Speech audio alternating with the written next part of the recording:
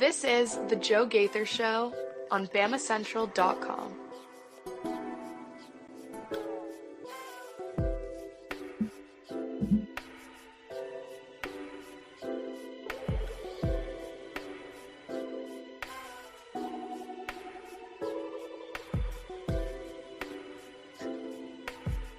Good afternoon, Tuscaloosa, Internet World, West Alabama. How we doing today on this Monday? We are kicking off the month of November right here on the Joe Gaither Show. We're live here in the Derek Daniels State Farm Studios. You're watching us on Bama Central and BamaCentral.com, hanging out with you guys right off of McFarland Boulevard. I'm here with Mason Woods, and we're going to be having a lot of fun on a Monday right here on Bama Central's YouTube channel or on my own social media machines at Joe Gaither 6. We're going to have a lot of fun. We're going to talk about fake injuries today. We're going to talk about Alabama and LSU. We're going to talk about Alabama and UNC Asheville as the month of November kicks off college basketball. Here. I cannot wait. Woo-wee. Follow my friend Mason Woods at MAWoods_ as we kick off a new week. You can listen to us always on Spotify, Apple Podcasts, or Amazon, The Joe Gaither Show on Bama Central. We want to thank Derek Daniel for sponsoring the program and bringing us right here in the Derek Daniel State Farm Studios. You can call him today at 205-758-3391 for all of your insurance needs. Call and see how much Derek can save you today. Mason, what's good, man? How was your weekend? Are you ready for a rivalry week, Alabama and LSU? I am very ready. This is my favorite rivalry of all of them, personally. I have... all right, so what makes it your favorite rivalry? Memories of just the few times that LSU won, them being so seared into my brain because I was at such I think I was probably around 8 or so, 8 to like 10, right in that where it really I'm crying after the game. Like I feel like my life has just collapsed. Yes. So those specifically, watching those with my family. And then I, remember my dad just trying to explain like, hey, but it's just a game. Could not be consoled. I'm crying real grown man tears at age 12. It was tough. So how old were you when AJ McCarron dumped it off to TJ Yeldon? What is that, 2014? Yeah, that would have had been... No. 2012, somewhere in there. Probably right around 12, 13. So that was a good one. And he's weeping on the sidelines, a South Alabama boy, to save Alabama's season. Yep. So I personal vendetta against the LSU Tigers. I will never... I forever will hold the take that I am jealous of LSU fans just because of how much fun it looks like they have sometimes. But I will never root for LSU. I do not like LSU, and I will just say that outright. There's bad memories there. I got a lot of trauma associated with the LSU Tigers. That's 2013. I was at that game in 2019. That was a tough one. Yeah, I was. My big LSU memory, really, is my main one is from the game of the century. What was that? 2011. Oh yeah. They come to Tuscaloosa.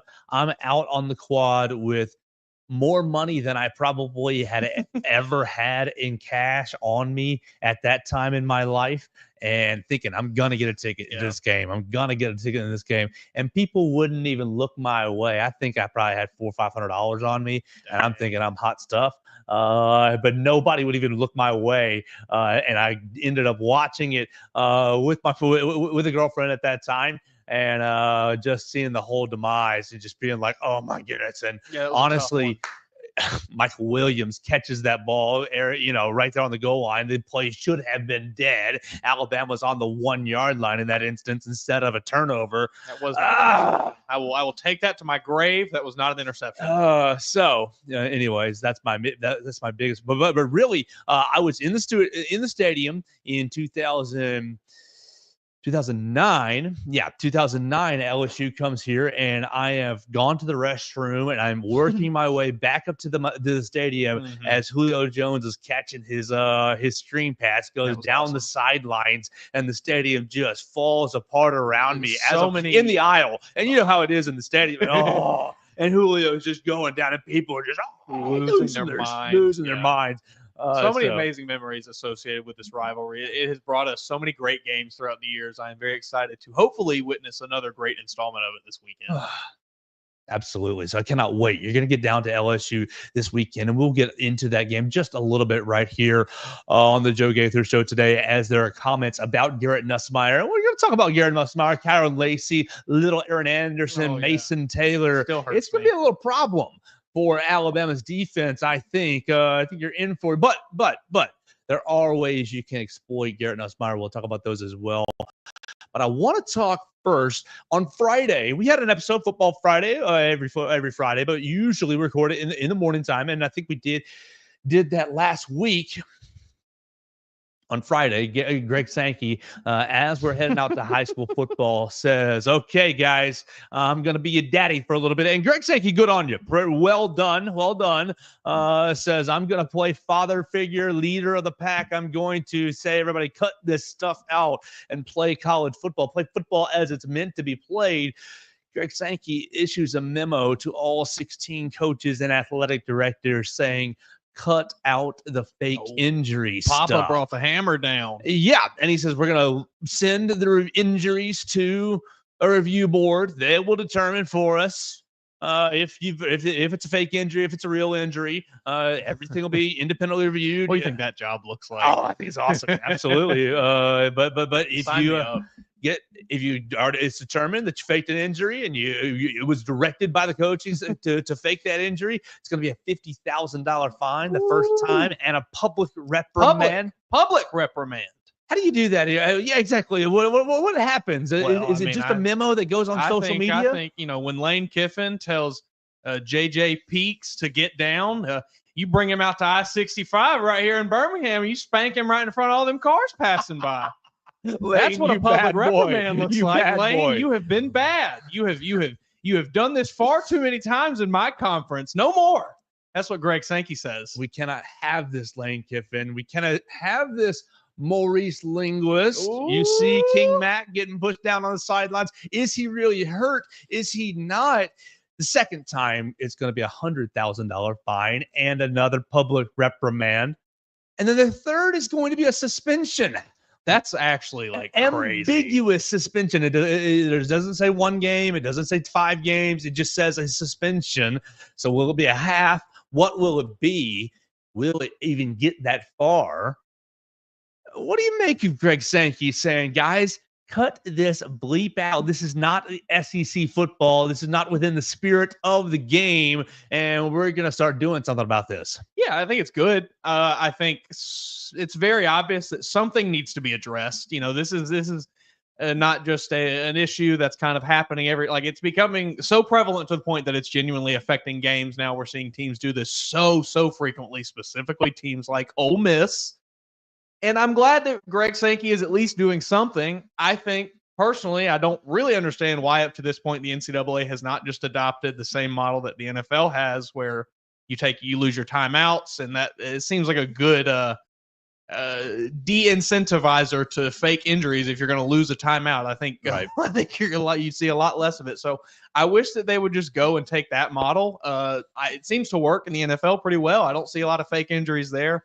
I don't really understand why we're having to shell out public reprimands and fines when the NCAA, which I guess they just don't have any power here, but it seems like somebody could just step in and say, hey, we're going to lay down a new rule for all of college football. But I guess not. I'm happy with it so far. I mean, we saw King Mac in the Tennessee game go down, and we've seen we saw the Ole Miss clip. Jackson Dart waves at his running back. You can read about. I put both of those clips in the article that I wrote about after our availability today, because Kalen DeBoer and Kane Womack essentially saying the same exact thing, saying that obviously they received this memo. Alabama didn't play this weekend, so it didn't affect anything. But great, you get to read it, you get to digest it over the weekend. One thing I'm noticing really quick in this memo. Yeah, go for it. Right at the end. Did you notice that student athletes can also be publicly reprimanded? No, I didn't see this. So I think that's going to be very interesting. We'll see. We'll see Jackson Dart get an announcement levied from the SEC that whoever it is, likely to Jackson Dart or someone on Ole Miss. I'm interested to see where this goes. What is a public reprimand going to look like for a coach? What is it going to look like for a player? Because let's not forget, these are still amateurs. Sure. I don't know. Okay, well, do you think that these edicts will make it stop? Because we didn't see anything. I didn't see any clips over the weekend. Now, granted, I was pretty offline on Saturday. I just got to admit that I was pretty offline on Saturday. I didn't see any clips about faking injuries. Any comments about that? Yeah. Do you think that these edicts will stop it over the last month of the season? I don't think this does anything. That money doesn't affect the coach whatsoever, really. I mean, most of these coaches are making so much money, and as far as I understand, this penalty, I don't even know if that goes to the head coach. It might go to the school. I have no idea. It might just be handled by the school. So, yeah, I think the only way that you're going to actually enact any change with this is if you start actually affecting the game, not anything outside of the game. A player could care less about a letter from the SEC that says, hey, you've been bad. They're just going to repost it on their Instagram and get a crap ton of likes and follows. Like, it's not, that means nothing to them. I like it. I like the idea, but you got to do something that's going to actually, I don't think this is going to have any effect. Kalen DeBoer and Kane Womack is essentially saying today that nothing changes for Alabama. They essentially didn't say that they coached the players to lay down. They said if you're hurt, you have to go down because of the speed of the offenses and because of the substitution rules. If you're hurt, we want you to take the precaution of going down. We don't want you to help yourself off the field. You know, you never know what your kind of injury might be. Jeff Allen wants to run out, and look, their training staff is amazing. So of course you want them to get out there and double check on the player. You know, I'm all for that. In theory, right? But it was always, you know, we asked after, Mike Rodak asked after the Tennessee game about the Mo Linguist thing, and everybody maintained face that, oh, King Mackey was hurt, and if you're hurt, you need to go down, and that's the only way to get a proper substitution and gets us in the right personnel pack. And look, those are true. You do want to get the right personnel package, 100%. And if I'm down a safety, then you might have to change to this, or if you're down a linebacker, you might have to change to that. So like things change. That's true. That's the only odd one for Alabama this year. And so outside of that, I believe them completely. I can't point to any other specific examples other than that one from Alabama this year. Not that I can think of, at least off the top of my head. There's other teams where you can find a lot of those examples, and I think that's maybe more what this memo is targeting, but it's going to be levied against everyone moving forward. So I just don't think it's going to have a huge effect. I think whoever is going to fake injuries is going to continue to tell their players to fake injuries because it gives you a competitive advantage at times. Will we see a fake injury this weekend in Baton Rouge? If they need one, yeah. Will Little Anderson go down, or will it be Red Morgan goes down because they're in a hurry? Now, one thing that is maybe interesting is I do wonder if this becomes something that starts getting addressed in practices, like, hey, when this happens, we're going to need a fake injury, so you better be ready to get down and do it, so that we don't have coaches standing on the sideline going, get down, and making it super obvious. That could maybe play into this year, but I think overall, maybe for a week or two, you see a slight downtick, but I don't think it's going to really change the overall outcome of football. I think it's going to continue to be an issue moving forward. I mean, teams still you still get field stormings every week. That didn't change anything, That's gone crazy. They stormed the field in South Carolina. They tore those that field. I saw a guy walking out of there with one. He took it home and planted it at home. Like, what are we doing here, guys? Like, I know they got to be ready for a home game like this weekend, don't they? I think they're playing. I think they're on the road, but South Carolina. So 2 weeks maybe. I mean, I'm interested to see what those hedges look like. Yeah, they're at Vanderbilt and they're back at home against Missouri. You got 2 weeks to find your local nursery and get thousands of dollars of shrubs brought in to fix everything. Because not only are you sending money to the opposing school, you are 50 or 150, different tiers for that. You're also damaging. Like, you got to go buy new goalposts. You got to Did they tear the goalpost down? I think so. No. Like, it's just a top 10 win. It's not like you beat number one. Like, expect it. Like, are we the SEC or what? Like, I know it's just annoying. Get off the field. I'm happy to have been right about that one, though. You were. You called talked that me. one. You talked. Yeah, I was not going to go there. Shane Beamer. Love me some Shane Beamer. Shane Beamer. Gonna have to soften my stance just a little bit publicly and say, one, well done on your win. Pitching a second half shutout. That defensive line is for real. But so good. They're incredible, and that just makes the Alabama win look better. But Shane Beamer, I applaud you for being willing to make yourself look like a fool in front of your team for the sake of your wife's enjoyment. And I hope that she did enjoy it. I hope that she received it well. I hope it wasn't, I hope it was as pure as it was presented through the TV, through my phone screen. That's what I hope for. But if you didn't see it, Shane Beamer goes after the locker room. He's giving out game balls. He's giving out announcements, and he's wrapping it up. And he's like, all right, one more. Actually, I got to call my wife up. It's her birthday. And she comes up, and she's all embarrassed. And he calls for him. He's like, oh, you guys know this song. I need you to help me sing it. And they put it on, and he dances and sings. When I See You by Keisha Fulio.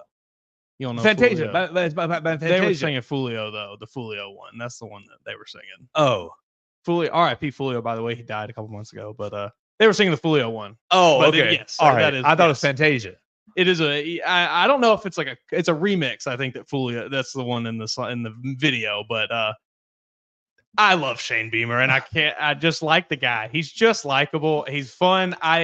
I will always appreciate a coach, like you said, that makes a bit of a fool of themselves for the sake of their team, for the sake of their family, for the sake of the people around them, just to get a laugh. I just love someone that doesn't take themselves too seriously. I think it's just football. Yeah, it's not. We're not doing rocket science. Like it's just not. It's not everything has to be that deep. I know that there are millions and millions of dollars being thrown around and things like that, but at the end of the day, it's just football. We're just out here.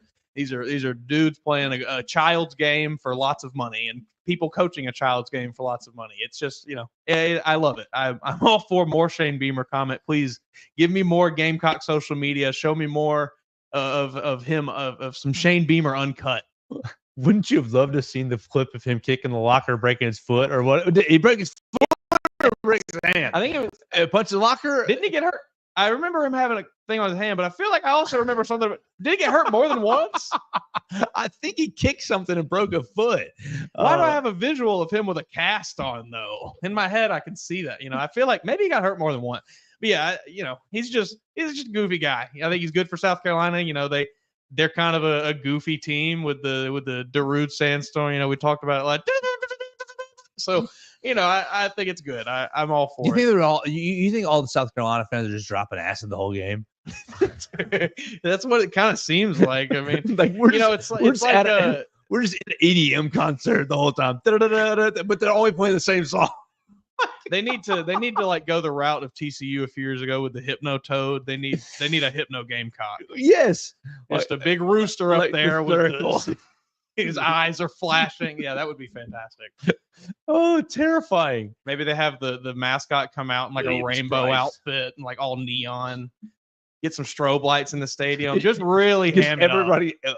Epileptic seizures. The whole game. Yeah, you got to sign a waiver before you go in. That's our home field advantage.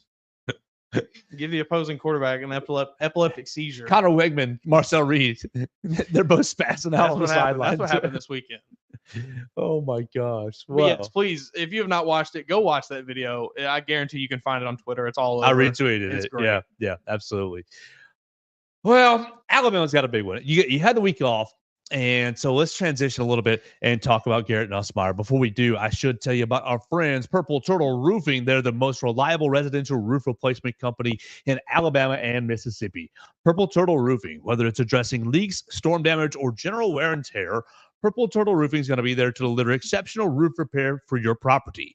They're the leading expert in local residential roofing solutions, specializing in providing unparalleled service and quality craftsmanship for all your roof replacement needs.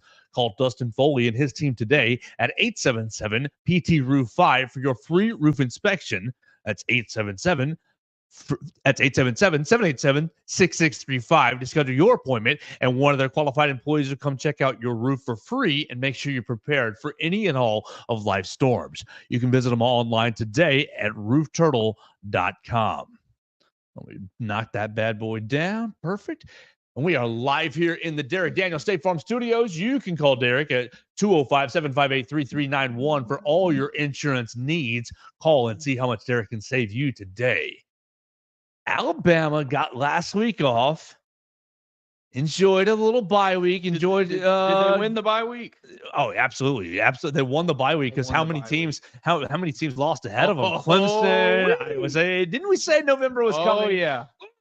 So you won the bye week. You got a big old win, another win for Vanderbilt. Makes your win look even better. Back into the top 25 for the Commodores. They've got a tough end of the season. Did you see stretch. the little post game, clips of the players kind of getting into it back and forth about after that Vandy Auburn game? That was some Diego Pavia was spicy in this. I wanted to make them pay. Another team that they thought last year I got lucky. Oh man, he said they thought he owns you, Hugh Freeze. Yes. Diego Pavia is your daddy. Hugh Freeze, the same 2-year record, or no, he's one off. He's one loss worse than Brian Harsin in 2 seasons. Like, how much you? Oh, I saw Brian Harsin with the Victory Monday tweet this morning. Good for him, just enjoying his millions. Huge, yes. All right, so Alabama's going down to Baton Rouge, 2.5-point favorite right now. Yeah, let me zoom in and make sure that I'm right. 6:30. It's a little spicy. 2.5-point favorite, must win, gotta have it. Alabama's minus 140 on the money line if you want to play it just on the money line. 58 is the total. 6:30 on ABC. Death Valley. You're going to have as the sun is setting in the western sky. Bum, bum, bum, bum, bump. Now that you've got the time change also. It's going to be nice and dark. It's going to be dark down there, and the voodoo's going to be out. Smelling the bayou. Garrett Nussmeier, all up in your business. Garrett, it's going to be a problem, Mason. What you thinking? Like, how you feeling on Monday? I feel okay. I think on Monday, if Alabama does what they did against Missouri, they should win this game. I think if they continue to hammer Jam and Justice, maybe get Richard Young involved a little bit. He had a good run against Missouri. Maybe spell the other two a bit with him. And just keep hammering the ball. And I think they win this game. I think LSU has shown that they cannot stop the run, whether it's a quarterback run, whether it's your running backs getting active. They can't defend it. So I feel good. And that being said, I like Garrett Nussmeier, and I think he's a very good quarterback. I think that Texas A&M game's a little bit of an outlier. I think he could dice up this Alabama defense a bit. Yeah, so LSU is 6-2, ranked 14th in the country. We're going to get some college football playoff rankings on Tuesday, tomorrow evening. Yes, go vote, but really the true drama is going to happen at 7 p.m. ESPN, Central. baby. Where is Alabama? Alabama's 11th in the AP poll. I think they're 11th in the coaching poll as well. I think that you're going to find Alabama at 10 or 11 in the poll right there in, baby, and everybody's going to be enraged. Oh, so mad. But if you lose to LSU, you're out. You're done. So this is a win. This is a college football elimination game this weekend. LSU ranked 14th in the AP poll, 3-1 in the conference. They were on a 6-game winning streak. Let's not pretend like they're playing bad football. They're on a 6-game winning streak. They lost opening game against USC. And for some reason, Brian Kelly cannot get his team up to play openers to save his life. But they go on a big run. You beat Nichols. Okay. Well, you went to South Carolina, what we just praised, and South Carolina got up on you big. You came back and you beat South Carolina over there in the face of the EDM madness that we just. Not a super easy place to play. Right. You were fighting for your life. The acid trip was going hard. Just trying to stay in the game, fight through it. Then you beat UCLA. Okay, that we don't care. You beat South Alabama. We don't care. But then you are home with Ole Miss, and you're fighting and you're battling. Now you can talk about Ole Miss, but that's a good win. It's a good win. You're holding on. You're fighting. You're battling, and then you're at Arkansas. And Arkansas has proven to not be a slouch. Now they took feisty. Exactly. Above average. Yeah. A good little team. They're going to play you hard every weekend. And they beat you beat the brakes off Arkansas 34-10. And you went to Texas A&M. And yes, it was a loss, but you're in it for a while. Yeah. Right? You're in it for a while. You're in it until Texas A&M figures something out. Right. So this is not a bad football team. This is a team that can absolutely beat Alabama this weekend. You are points per game, 32.8, 35th in the country. Points allowed, 182. That's 22.8. So you're 55th in the country in points allowed. And your strength of schedule is 13th in the country. You got Garrett Nussmeier has 2,600 yards passing, 20 touchdowns, and 9 interceptions. Now he threw what? 3 interceptions in this last game. And so they were bad, mind you. But I think that's one of those, and I think I said this last week. That's one of those where he just burns that game tape and he moves on. That was an ugly game for him. He's going to be throwing to Kyron Lacey, graduate senior, long time, First-round pick. Grown man. Yeah, first-round pick. He's going to be throwing to Mason Taylor, top 3-round pick. Grown man. If you don't remember Mason Taylor, check your history from 2 years ago. LSU wins. Yeah. Isn't it Mason Taylor on the 2-point conversion? Right. And then the third receiver is Aaron Anderson, who is the only player, I believe, that Nick Saban missed in the transfer. What would he be doing on this Alabama team? Is Jeremy Bernard here if Aaron Anderson is still here? Because, I have to think he maybe still comes, follows DeBoer. Yeah, I think he still comes for sure. Kobe Prentice gets bumped down the depth chart a bit, I guess. Yeah, probably. Is Ryan Williams as sensational as he's been? Yes. I don't know where Aaron Anderson would fit in right now because of his size and because of what you already have.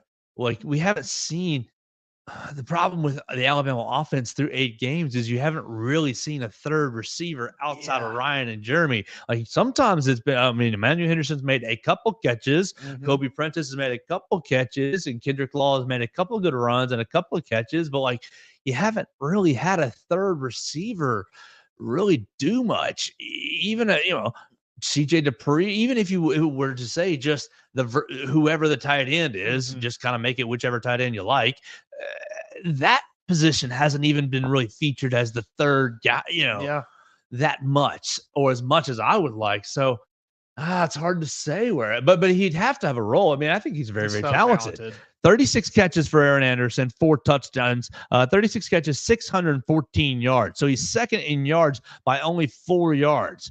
Kyron Lacey has 41 catches, 618 yards, and 6 touchdowns. So they're ripping off some big plays down the field. And you got Mason Taylor underneath, 39 catches, 369 yards, and 2 touchdowns. He's basically your underneath kind of, I'm just playing safety blanket. I think Alabama's going to have a really hard time with this group. I think so too. You look back to the other teams that I don't really know any other teams that had this many good, strong receiving threats. That's something I think unfamiliar. That's a bit unfamiliar territory for this Alabama defense. Luckily, if you can replicate a little bit of what Texas A&M did last week, or 2 weeks ago, I think Texas A&M mixed the picture up on Garrett Nussmeier a couple of different times, and that's something that Alabama has been doing or has done somewhat in some of these games. You kind of snuck a couple in on Carson Beck. I think that if you pressure him, if you can get after this run game, they're rushing what 115 yards. 115 yards a game is what I think is what that says. 27 attempts, 115 yards a game, averaging 4.2 yards. So I think if you can slow that down, get them into 3rd and longs, get your pass rushing guys out there, try to mix them up, try to turn them over, you might be able to get Garrett Nussmeier throwing the ball into areas where Malachi Moore looks really, really, really able to get after the ball. Bray Hubbard is able to get after the ball. Well, I think that's going to be your strategy here. Yeah, it's I think that is what you have to do. I think it's certainly easier said than done, especially with as strong as LSU's offensive line is. They've got a few NFL guys on that offensive line, so it's going to be hard for Alabama to get home in the pass rush. But I think if you can, like you said, slow down the run and get them behind the chains on the early downs, on your 1st and 2nd downs, get them into a 3rd and long, and then you just sick the dogs on them. I feel confident enough in Alabama's coverage ability that they can, if they take a few guys out on third down to send them at Garrett Nussmeier's way, they can maybe make something happen. So I think as long as they can hold up on first and second down, if they can make it to a third and long, they're in a good spot. All right. LSU, do you know this off the top of your head? Where do you think that LSU is in sacks allowed this year? They've played 8 games. Where do you think they are in the NCAA in sacks allowed? I don't know. Ballpark, I'll give you a guess right off the top of my head. I say we got to remember as you think their offensive line, they got Will Campbell, they've got Emory Jones, DJ Chester, Miles Frazier. Really, it's the 2 tackles that are probably both going to be first rounders. Where do you think they are in sacks allowed? Where are they ranked, or how many have they allowed this year? Either. I mean, we'll play whatever you like. I mean, I would say they're in the upper. Give them in the top 10 of the country, top 5 of the country. We'd say. I'd say they've allowed. Let's give it 15 sacks this year. Okay, all right. Top 5 is correct. They're number 3 in the country, and number 3 in the country puts them at 4 sacks allowed. Army has only allowed 2 sacks. Georgia Tech has allowed 4 sacks as well, but they played 1 extra game, so they're ahead of them just a little bit. LSU is 3rd in the country, 4 sacks allowed in 8 games. So it's going to be a real big challenge for Alabama right there. That's tough. That's very difficult to do. I think Kane Womack has his work cut out for him, getting some scheming done this week to figure out how to get guys, maybe free from blockers and get them open to the quarterback. Because while I love the Alabama defenders, I don't know if many of them are going to win those one-on-one matchups. That's going to be very, very interesting to watch this week. And so we will keep watching some film. We are going to be talking again to. Oh my goodness! I always forget the schedule. Tuesdays, our players. We'll have some Alabama players tomorrow morning. We'll probably have an episode beforehand. Actually, if I can get my haircut in time, I'll have a haircut and then talk to some Alabama players. Then we'll talk to assistant coaches on Wednesday and get you ready. We'll have a football Friday, talk at LSU the rest of the week. All these breakdowns. We'll look to see if there's any way, because I've only watched a little bit of LSU. Really, this is just me kind of box score reading and kind of dissecting what we've seen. The most I watched of them was that LSU or A&M game, and that was maybe their worst game of this year. So I will watch a good bit more before we continue to talk about LSU. Before we keep it going, I want to tell you about our friends at Druid City Music Hall. They are the they're the premier place for live music on the Strip. Their next concert is going to be Austin Snell Thursday. That's in 3 days. Thursday, November 7th, 8 o'clock. Austin Snell is going to be playing. Then for Friday, you're looking for something to do Friday night. Charles Wesley Godwin is going to be playing Friday night. And then next Thursday, he's got Edwin Horner is going to be playing at Druid City Music Hall. So we appreciate Druid City Music Hall sponsoring the program. They're the premier place for live music on the Strip. You can visit them online, check out their entire lineup of shows all the way through the rest of the semester right there at druidcitymusichall.com/shows. Mason, let's wrap it up with a little Alabama basketball. The Crimson Tide at 8 o'clock tonight. The college basketball season begins in Tuscaloosa. The eyes of the world focus on Tuscaloosa, Alabama tonight. Really, it's true. It's been all year long, all off season long, excuse me, but we've been able to say it. And now it's here. This is the most talented team that has ever been assembled in Tuscaloosa. And now, look, all the waiting is over. All the waiting is over. We've seen them play Virginia Tech in a scrimmage. We saw them play Memphis in a scrimmage, and those were fun. And, you played well. You didn't have Grant. You didn't have Latrell. You didn't have Chris Youngblood. You didn't have Aiden Sherrill. So you didn't have a quarter of your roster. But it was fun to see those guys. But now it counts. Your first 3 games are against conference favorites. Tonight's UNC Asheville team, it walks into the season as the Big South Conference favorite. 22-12 last year. Very strong team.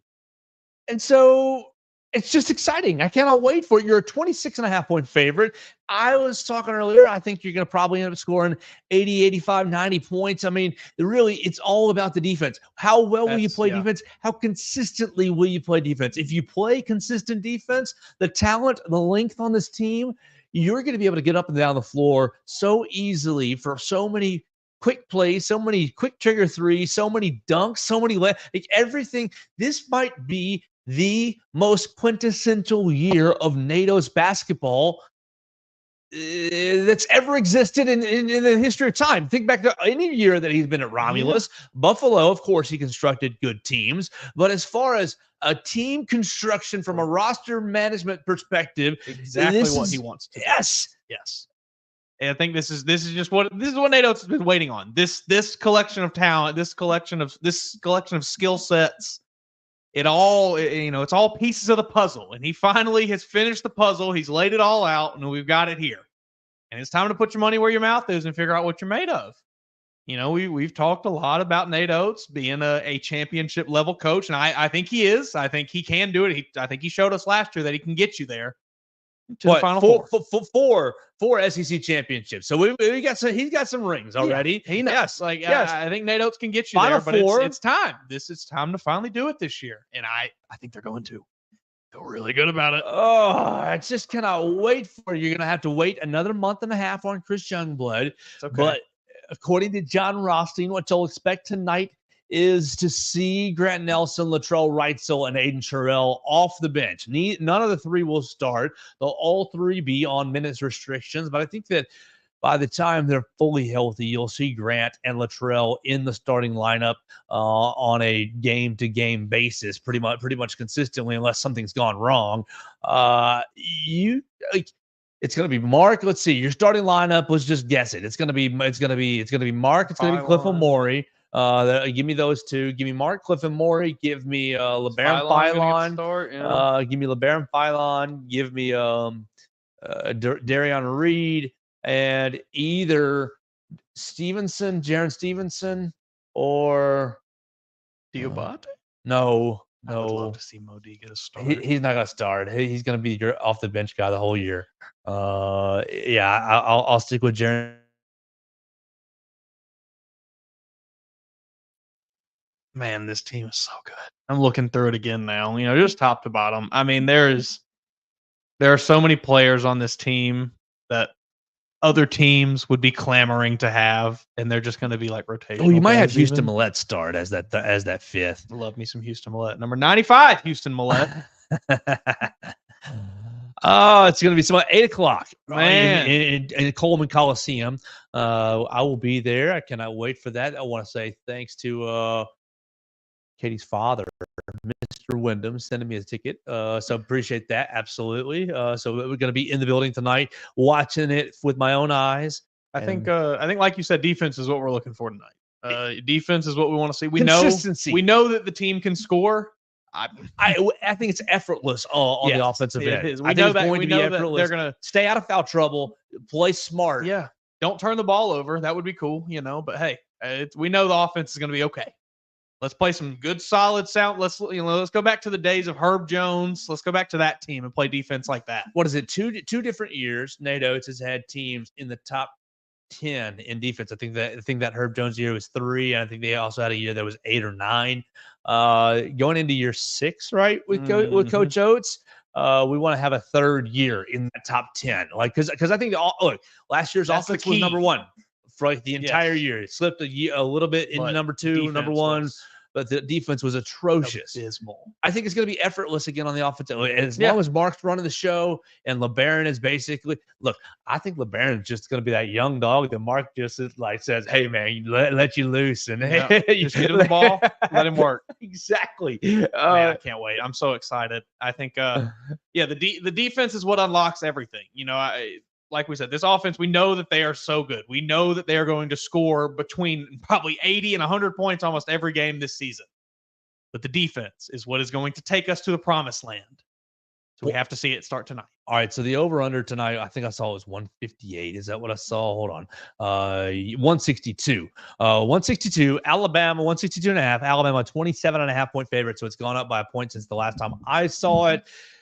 What you feeling tonight? Name me a score just for fun, because I've got one in my brain. I don't think that Alabama will cover this. That's a lot of points to cover. 27 and a half. It's a pretty good team. Just for the sake of, and let's be honest, while I'm expecting I have high expectations for this team. I would not be shocked to see them maybe come out and disappoint me a little bit on the defensive end in game 1. So that being said, I am going to let's lay down. I'll say 92 to 79. 92-79. That puts you at 171. That's an over.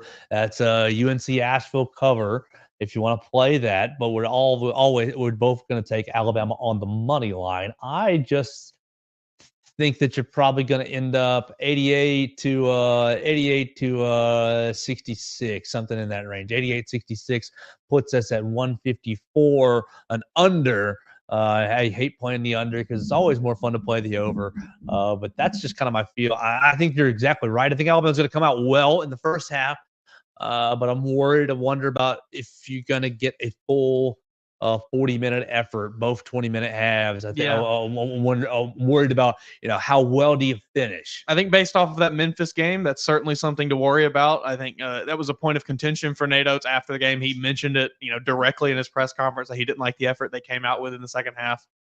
They went into half up 20, and then Memphis scored like 16 points to Alabama's like 5 in the first few minutes of the second half of that game. So I hope that we don't see that maybe become a trend in game 1 here, but unfortunately, that is something that's going to be kind of nagging there in the back. Yeah, I think that's definitely over under. How many hot dogs am I going to order? I mean, I'm personally I'll probably eat at least 3. Yeah. Coleman Coliseum, Greg Byrne, you're gonna get your money out of me tonight. We'll see if they've done anything with those concession prices. You take $1 off, a little bit off, make it a little more affordable. That'd be great. I bet if anything, they've gone $1 up. I'm sure. Inflation. They got to keep building all that practice arena that's in the back. There we go. Parking is going to be kind of a pain in the butt this year. Just a forewarning to anybody coming in from out of town.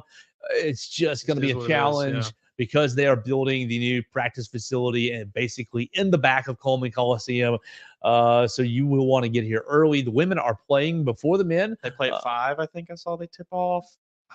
You're a better man than me for knowing that.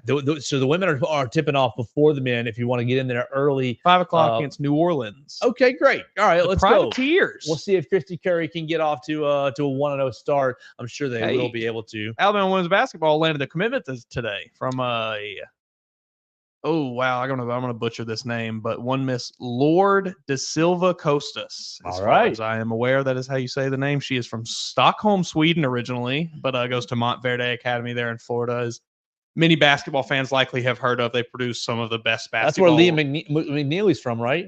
The kid that went to UConn that we didn't choose Alabama. So yeah, they produce some of the best basketball recruits year in year out. Is she 7'1"? She's 6'3". Okay, but she's from everything I've read, she's a pretty versatile player. She's a bit aggressive, but she can also run the floor a bit. So could be a good player for Christy Curry. All right, we'll see. We'll see if they can get off to a 1-0 start as well. We will be in there. Let us know if you're going to Coleman Coliseum tonight. What are your thoughts on the game at Joe Gaither 6 on any of the social media machines, Twitter, Facebook, YouTube, wherever you like, Instagram, at Joe Gaither 6. We're going to get out of here for the day. It's been a lot of fun hanging out with you guys on the Joe Gaither Show right here on BamaCentral and BamaCentral.com on the BamaCentral YouTube channel. Big thanks to Mason Woods for joining us. You can follow Mason Woods at MAWoods_. You can follow me again at Joe Gaither 6. Find us on your favorite podcast platform, The Joe Gaither Show on BamaCentral, on Spotify, Apple Podcasts, or on Amazon. We're always presented by Derek Daniels State Farm right here in Northport. You can call him today, 205-758-3391. Call and see how much Derek can save you today.